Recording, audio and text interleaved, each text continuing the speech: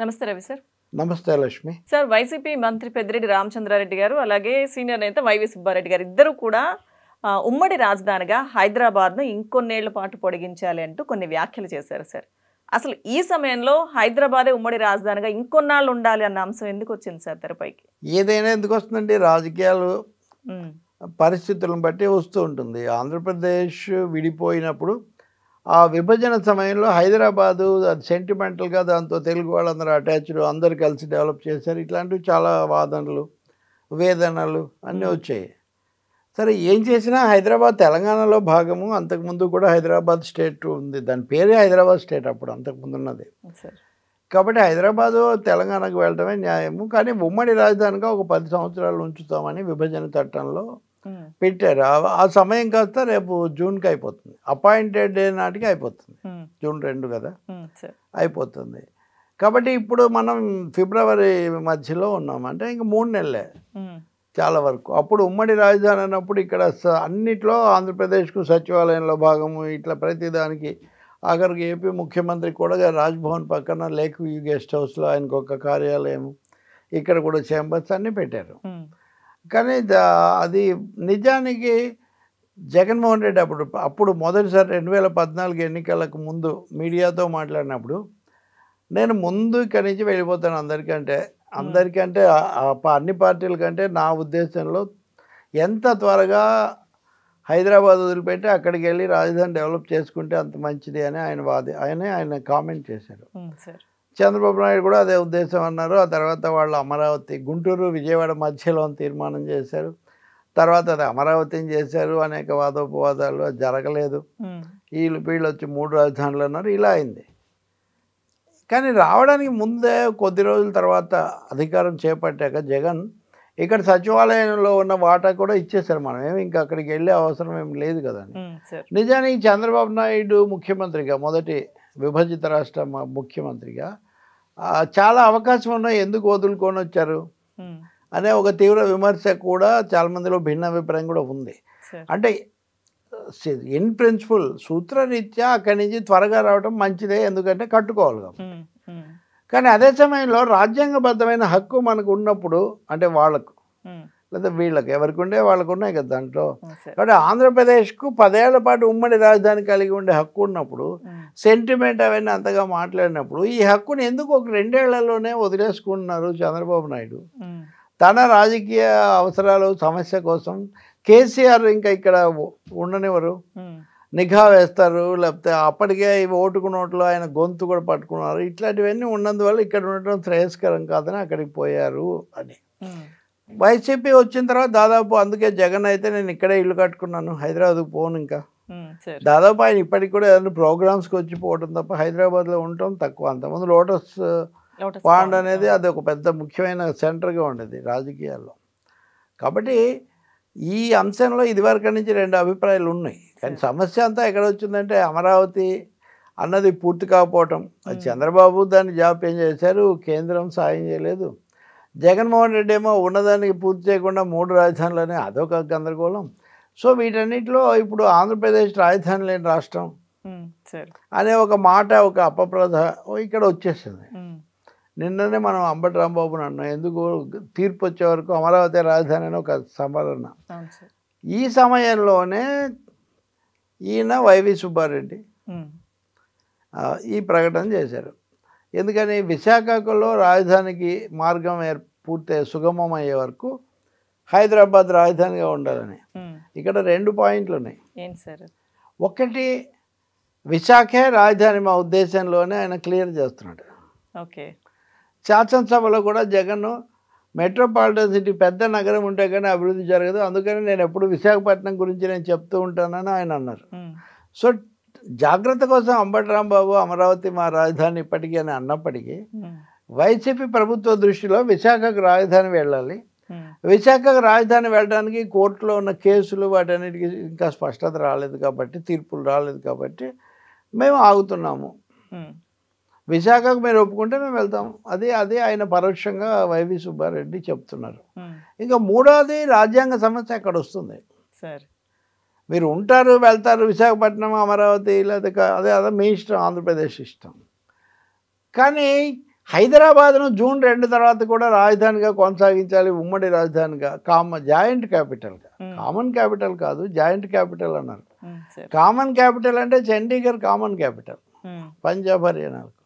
కానీ Hyderabad common capital కాదు, joint capital. అంటే ఇద్దరి రాజధానులు ఇక్కడే ఉంటాయి అంతవరకే. కాబట్టి మీరు దాన్ని తేల్చుకోండి అనే పద్ధతిలో ఇక్కడ ఈ చర్చ వస్తూ ఉంది. మీరు తొందరగా అక్కడ పూర్తి చేసుకోలేదు కాబట్టి ఇక్కడ కంటిన్యూ అయ్యారు. కానీ ఏం చేయట్లేదు. ఇప్పటికే సచివాలయంలో భాగం కూడా ఇచ్చిన తర్వాత ఆంధ్రప్రదేశ్కు సంబంధించిన పాలనా వ్యవహారాల్లో దాదాపు 95% హైదరాబాద్లో జరగడం లేదు. జరగనప్పుడు ఇక్కడ ఆ భవనాలు ఎందుకు ఉంచాలి? అవన్నీ ఒక విధంగా వాటి మెయింటెనెన్స్ కూడా ఒక సమస్య. ఆ బిల్లు కూడా వేస్తుంది తెలంగాణ ప్రభుత్వం. ఆంధ్రప్రదేశ్ కేటాయించి ఉపయోగించని భవనాల మెయింటెనెన్స్ రికార్డు కూడా. నిజానికి హైదరాబాద్ను మించిన సమస్యలు ఉన్నాయి. 2 రాష్ట్రాల మధ్య ఈ ఎడతెగని పంచాయతీ వల్ల 1,50,000 కోట్ల రూపాయలు లాక్ అయిపోయి ఉన్నాయి. 1.5 lakh crores.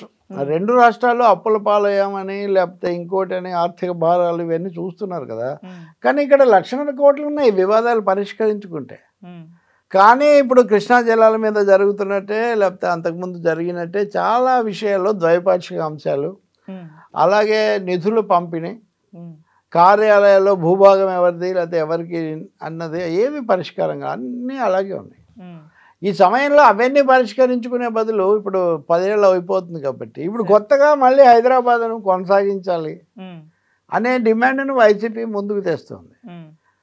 సో ఇప్పుడు హైదరాబాద్తో 10 ఏళ్ల కిందట ఉన్నంత సెంటిమెంటల్ అటాచ్మెంట్ ఇప్పుడు ఉందా? ప్రాక్టికల్గా నిజంగా ఆంధ్రలో ఉన్న తెలుగు వాళ్ళందరూ అప్పటంత విస్తృతంగా ఏదైనా పనులు ఉద్యోగాలు అవసరాలు ఉన్నవాళ్ళు తప్ప మిగిలిన వాళ్ళు ఆ స్థాయిలో హైదరాబాద్కు రాకపోకలు చేస్తున్నారా? అలాగే అప్పుడు రాష్ట్రంలో ఉన్న అన్ని బస్ స్టాండ్స్ నుంచి హైదరాబాద్కు చాలా ఎక్కువ ఫ్లో ఉండేది, చాలా ఎక్కువ బస్సులు ఉండేవి. ఇప్పుడు ఉంటే గింటే విజయవాడ లాంటి చోటు నుంచి కొంచెం ఎక్కువగా, అవి కూడా అప్పుడున్న స్థాయిలో కాదు తప్ప అది వాళ్ళు అడుగుతున్నారు. కానీ అది వాస్తవికంగా అయితే ఏమి ఉండదు. ఎందుకంటే లైఫ్ ఇట్ సెల్ఫ్ ఈ సపరేషన్ ప్రాసెస్ 10 ఏళ్లలో అది పూర్తయింది. ఇంకా రెండోది ఇప్పుడు చట్టాన్ని సవరించాలి. ఎవరు సవరించాలి? తొందరగా 10 ఏళ్ళ కాలం స్వల్పకాలం కాదు కదా. ఎంతకాలానికి సవరించాలి? పైగా మీరు అంటున్నట్టుగా విశాఖకు వెళ్తుందో లేదో మీరు ఎలా చెప్తారు? సుప్రీంకోర్టు తీర్పు అనుకూలంగా రావచ్చు, రాకపోవచ్చు. అమరావతిని ఎందుకు మీరు పెంచరు అని కూడా వాళ్ళు అడగవచ్చు. కాబట్టి వైవి సుబ్బారెడ్డి చెప్పింది రాజకీయ ఈ వ్యూహం లేదా రాజకీయ ఎత్తుగడ తప్ప దానికి నిజంగా రాజ్యాంగబద్ధంగా లేదా అందరూ అలా అడిగే అవకాశం లేదు. మీరు అన్నట్టుగా పెద్దిరెడ్డి రామచంద్రారెడ్డి సీనియర్ మంత్రి, జగన్ తర్వాత ఆయన ముఖ్యుడు, ఆయన కూడా అన్నాడు. కానీ ఆయన 2 మాటలు అన్నాడు. ఈ అభిప్రాయం వ్యక్తిగత అభిప్రాయం వైవి సుబ్బారెడ్డిది అని, పార్టీది కాదు, ప్రభుత్వానికి కాదు, వైవి సుబ్బారెడ్డి వ్యక్తిగత అభిప్రాయం. అది కూడా అవసరమైతే మేము చర్చిస్తాము, ఉంటే మంచిదే కదా ఇంకొన్ని రోజులు కొనసాగితే అని ఆయన అన్నారు. మరి ఇప్పుడు ఈ మాటలు ఇప్పటివరకు వ్యక్తిగత అభిప్రాయంగా వ్యక్తమైన వాటిని అధికార అభిప్రాయంగా ముఖ్యమంత్రి కేంద్రాన్ని అడుగుతారా? మొన్న కూడా అడగలేదు కదా ప్రధానమంత్రిని కలిసినప్పుడు. కాబట్టి అడగకపోవచ్చు కూడా. ఇష్యూ ఓపెన్గా ఉందని మనం భావించాల్సి ఉంటుంది. ఏదైనా వదులుకోవాల్సిన దాన్ని ముందే వదులుకుంటే ఇంకో చోటన్నా అభివృద్ధి అవుతుంది కదా అనేది ఒక ప్రశ్న. మూడోది వెంటనే దీన్ని అవకాశంగా తీసుకొని దీన్ని కొనసాగించడానికి కుట్ర చేస్తున్నారు, లేకపోతే ఒక కావాలని పథకం ప్రకారం ఇదంతా జరుగుతుంది అని మాట్లాడే వాళ్ళు కూడా కనిపిస్తున్నారు. అది అలాగా మళ్ళీ ఏదో ఒక విధంగా అపార్థాలు పెంచుకోవడం కూడా అనవసరం. మళ్ళీ 2 రాష్ట్రాల మధ్య సమస్యలు మిగిలినవి పరిష్కరించుకునే బదులు కొత్తవి సృష్టించుకోవడం బొత్తిగా అవసరం లేని పని. ఇంకోటేమో జగ్రాఫికల్ కనెక్టివిటీ లేకుండా అక్కడెక్కడో కృష్ణా జిల్లా నుంచి చిల్లకల్లు దాటాక ఎక్కడో అది బంద్ అయిపోతుంది. ఏది తెలంగాణ రాష్ట్రం మొదలవుతుంది, ఇంక మళ్ళీ ఆంధ్రప్రదేశ్ రాష్ట్రం రాదు. ఇంకా అటు నుంచి వస్తే మనకు మహబూబ్ నగర్ దగ్గర దానికంటే ముందు కర్నూలు దాటి అదే వచ్చేస్తుంది. మరి అలాంటప్పుడు రాజధాని వేరే రాష్ట్రంలో ఉండడం సాధారణంగా జరగదు, ఏదో తాత్కాలికంగా తప్ప. ఎందుకు చండీగఢ్ రెండింటికి కలుపుతుంది, బట్ హైదరాబాద్ 2 రాష్ట్రాలను కలిపే చోట లేదు. హైదరాబాద్కు ఆంధ్రప్రదేశ్ జిల్లాలకు డైరెక్ట్ కనెక్టివిటీ లేదు. ఇది జగ్రాఫికల్గా చూస్తే. హిస్టారికల్ రీజన్స్ వేరే ఉన్నాయి. హిస్టారికల్ ఇప్పుడు నేను 1956 అక్టోబర్ 24 పుట్టాను. నవంబర్ 1వ తారీఖున రాజధాని కర్నూలు, ఆంధ్ర రాష్ట్ర రాజధాని కర్నూలు ఉన్నది, హైదరాబాద్కు మారింది. సో అప్పటి వరకు అక్కడ ఒక రాజధాని వేరేది ఉంది. ఇప్పుడు కర్నూలు కాదు, ఇప్పుడు అమరావతి కావచ్చు. కాబట్టి ఇవన్నీ రెండు రాష్ట్రాలు అనేక అనుభవాలు చూసాయి. మద్రాసు రాష్ట్రము, ఆంధ్ర, కేరళలో కొన్ని జిల్లాలు, కర్ణాటకలో కొన్ని జిల్లాలు, వీటన్నిటికీ అది ఉమ్మడి సంయుక్త కాంపోజిట్ మద్రాస్ స్టేట్ అంటారు ఉండింది. సో ఆ దశలన్నీ దాటి ఇక్కడికి వచ్చాం కదా 2024కు. మళ్ళీ బహుశా ఈ గడియారాన్ని వెనక్కు తిప్పడం సాధ్యమవుతుందని కానీ అవసరమని కూడా నేనేం భావించను.